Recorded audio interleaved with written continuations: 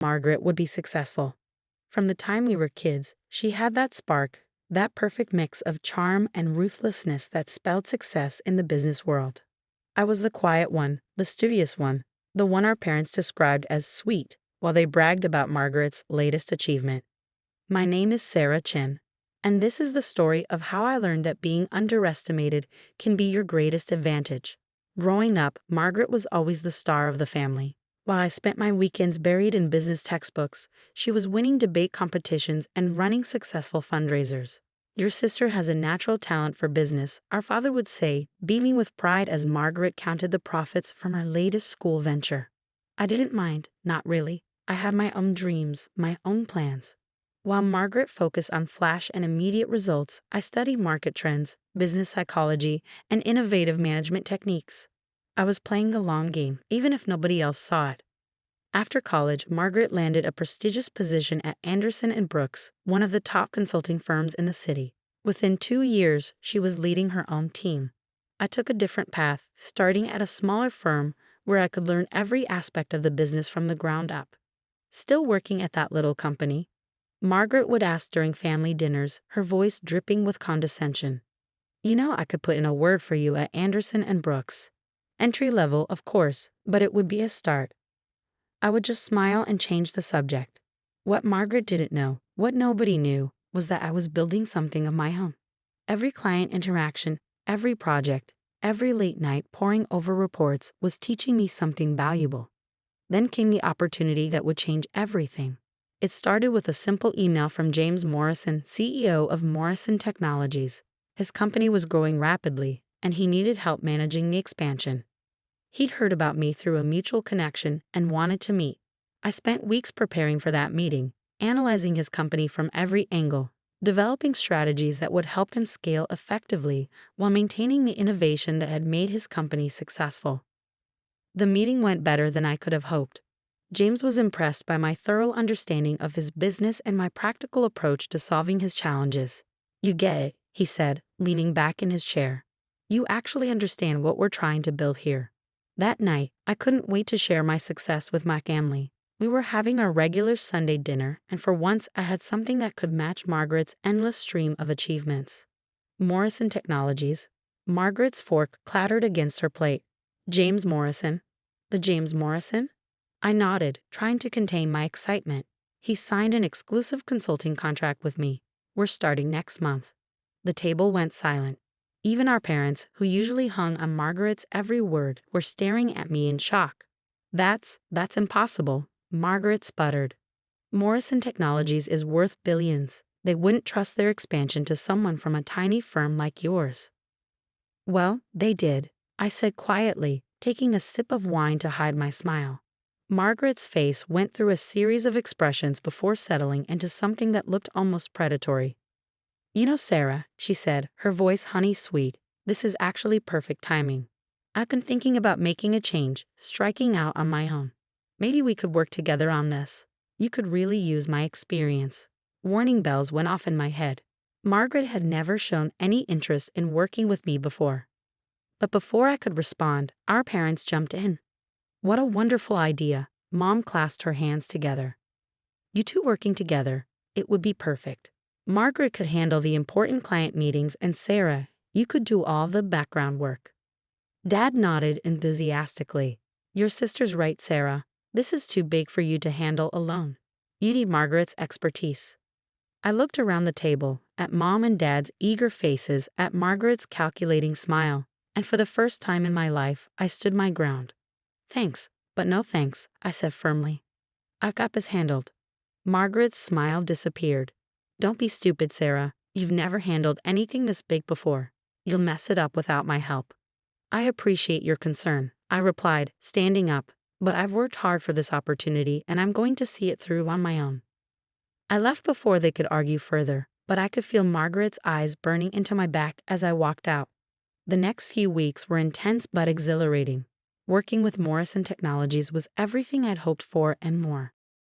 James and his team were receptive to my ideas, and the initial results were promising. Then the whispers started.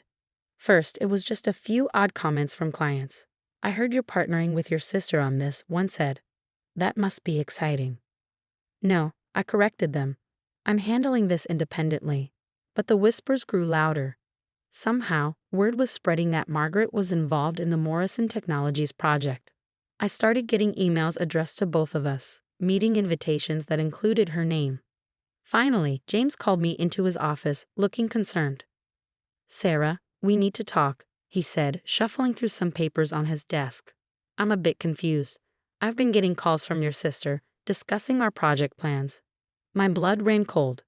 "What?" He slid a business card across the desk.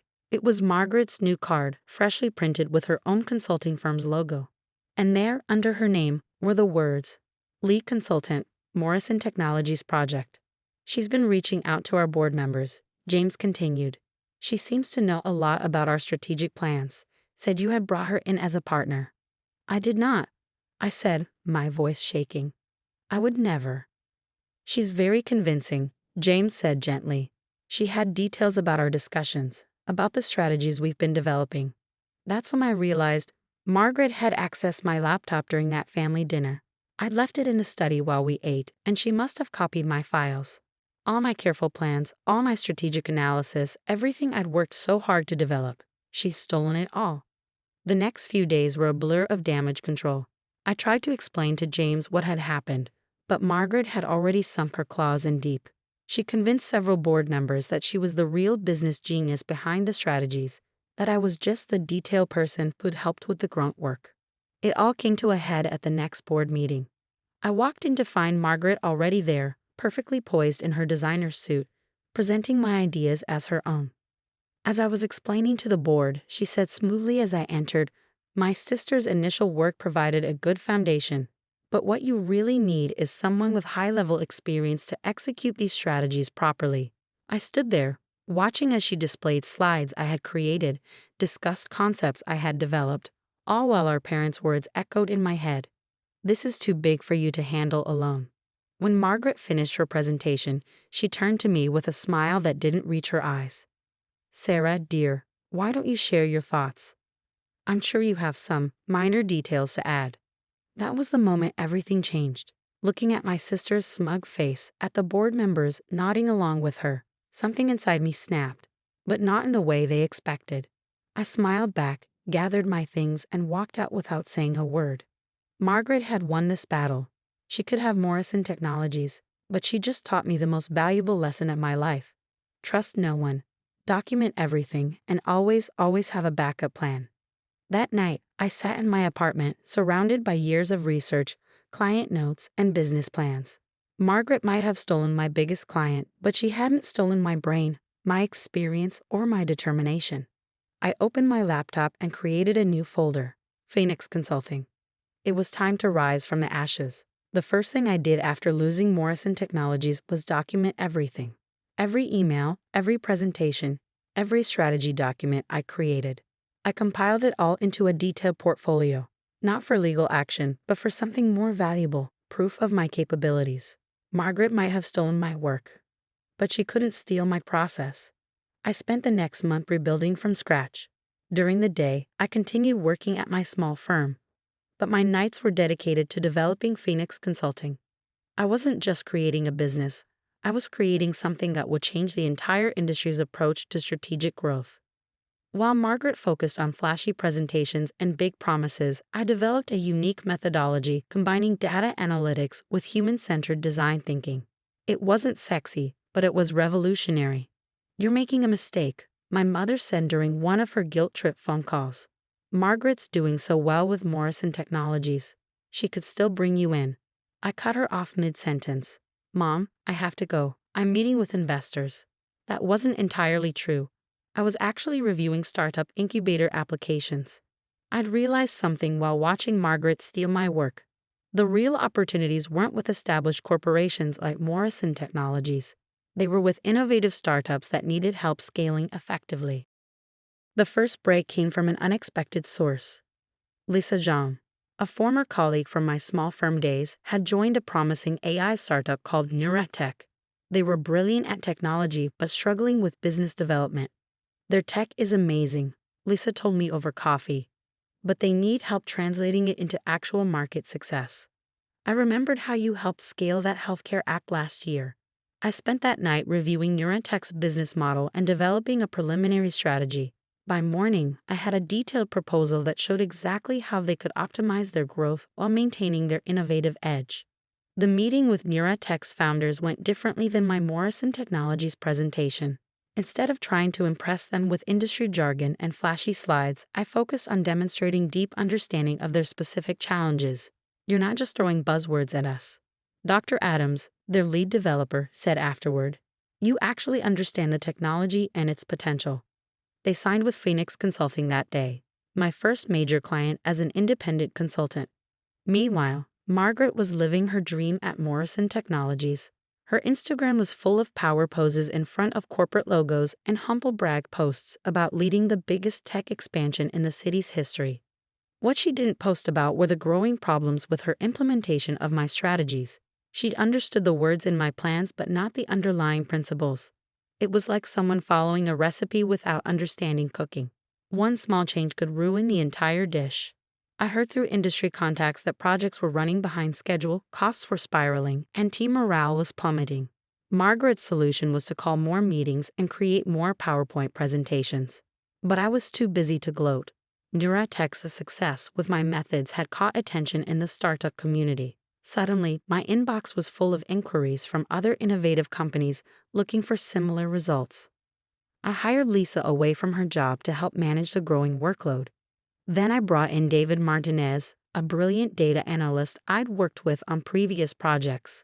Within 6 months, Phoenix Consulting had grown to a team of 10, each person carefully chosen for their expertise and commitment to our methodology.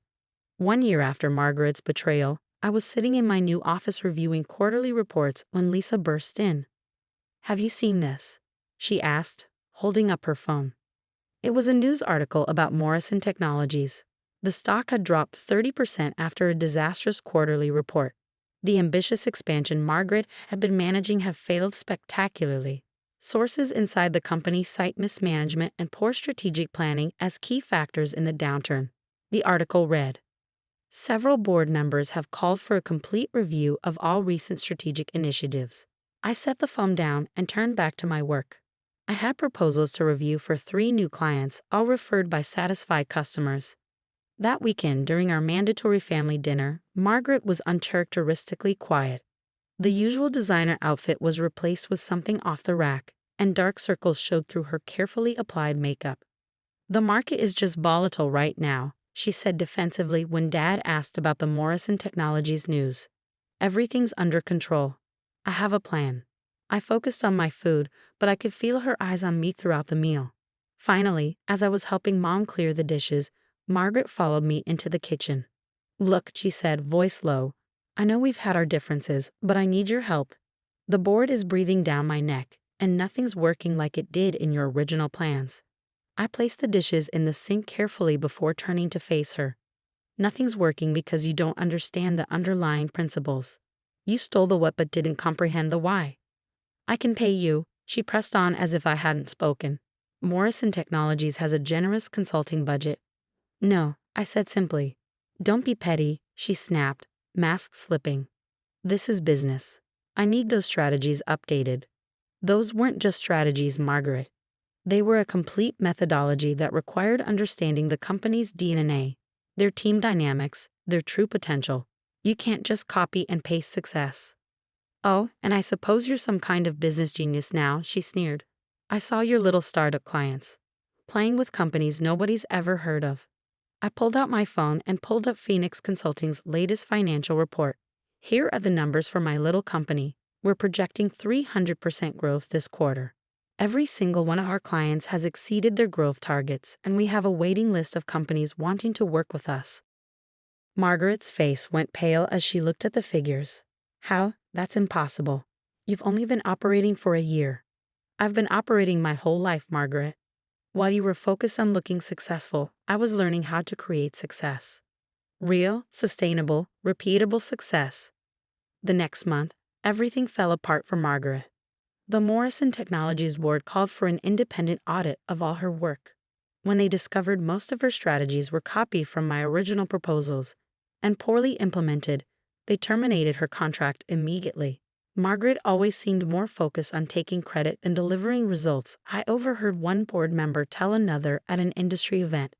The real question is, who actually developed those initial strategies? They were brilliant, just badly executed.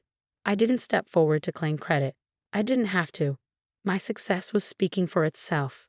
Phoenix Consulting continued to grow. We moved into larger offices, expanded our team, and developed new methodologies for different types of businesses. Our client success stories attracted attention from major business publications. The Phoenix Approach: How a Boutique Consulting Firm is Revolutionizing Business Growth, read the headline in Business Weekly. The article detailed our unique methodology and outstanding success rate, featuring interviews with satisfied clients and industry experts. Margaret tried to rebuild her reputation, but her association with the Morrison Technologies failure followed her. She started her own consulting firm, attempting to copy Phoenix's methods, but without understanding the fundamental principles, she couldn't replicate our success. Then came the final blow. James Morrison himself reached out to me. "I made a mistake," he said during our meeting. "I let politics and flashy presentations distract me from what really mattered: actual results. Would you consider taking Morrison Technologies back as a client?" Under new management, of course. I considered it for a moment, then shook my head. I appreciate the offer, but Phoenix Consulting is focused on working with innovative companies that are trying to build something meaningful. I'd be happy to refer you to some other consultants who might be a better fit. The look of shock on his face was priceless. The Sarah Chen of 2 years ago would never have turned down such a prestigious client. But I wasn't that person anymore. Last week, I received an invitation to speak at the annual Business Innovation Summit, the same event where Margaret had once mockingly suggested I could hand out programs. My keynote speech would be about authentic leadership and sustainable business growth. The day before the summit, I received a text from Margaret. "I heard you're speaking tomorrow. Mom and Dad want to know if you can get them VIP passes." I stared at the message for a long moment before replying. "The event is sold out, but I heard they're streaming it online. Registration is $500 per person. Maybe you can expense it to your new company?" Oh wait, perhaps that was petty, but after years of condescension and manipulation, it felt good to finally stand my ground. The morning of the summit, I stood at the podium looking out over a sea of eager faces, entrepreneurs, business leaders, and innovators who were there to learn from my experience. In the middle of my speech about authentic success and sustainable growth, I spotted a familiar face in the back of the room. Margaret had bought a ticket after all. She sat there in her off-the-rack suit, frantically taking notes as I explained the principles she had never understood. Our eyes met briefly, and for the first time in our lives, I saw something new in her expression: respect. After the speech, my phone buzzed with a notification.